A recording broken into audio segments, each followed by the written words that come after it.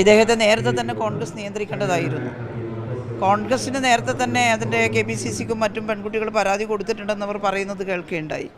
പക്ഷേ ആ പരാതിയൊന്നും അവർ കൈകാര്യം ചെയ്തില്ല. ഇദ്ദേഹം ഈ മറ്റാളുകളെ അധിക്ഷേപിക്കുന്ന ഈ സൈബർ ഗ്രൂപ്പിലെ ഒരു പ്രധാനപ്പെട്ട അംഗമായതുകൊണ്ടാവാം ആ പരാതിയൊന്നും കൈകാര്യം ചെയ്യാതിരുന്നിട്ടുണ്ടാവുക. പിന്നെ ഇത് പരസ്യമായി ഇത്തരം പരാതികളുമായിട്ട് ധാരാളം ആളുകൾ വരാൻ തുടങ്ങിയപ്പോൾ കോൺഗ്രസ്സിൽ നിന്ന് പുറത്താക്കിയിട്ടുണ്ട്. അതേതായാലും നല്ല കാര്യം. പക്ഷെ അതുകൊണ്ട് മാത്രമായില്ല, അവർക്ക് കുറേ കാര്യങ്ങൾ അറിയുന്നതാണ് എന്ന് ഞാൻ വിശ്വസിക്കുന്നു. അപ്പോൾ ഇത്രയും ക്രൂരമായി യുവതികളോട് പെരുമാറിയിട്ടുള്ള ഒരാളെ നിയമസഭയിൽ തന്നെ തുടരുന്നതിന് കോൺഗ്രസ് അനുവദിക്കേണ്ടതുണ്ടോ എന്നുള്ളൊരു ചോദ്യമുണ്ട്.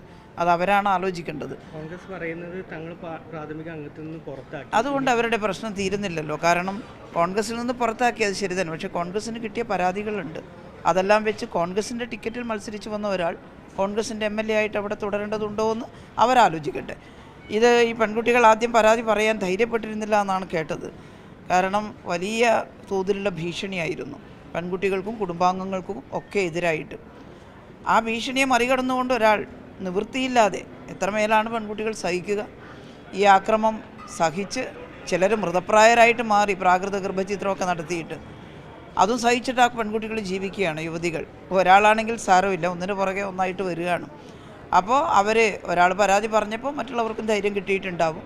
അങ്ങനെയാണ് ഇപ്പം മൂന്നാമത്തെ പരാതിയും വന്നിട്ടുള്ളത്.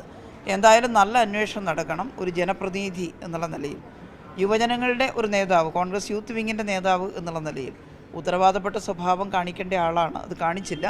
അതുകൊണ്ട് മാതൃകാപരമായിട്ടുള്ള ശിക്ഷ കിട്ടണം ഈ പറയുന്ന കുറ്റകൃത്യം ശരിയാണെന്ന് തെളിഞ്ഞാൽ.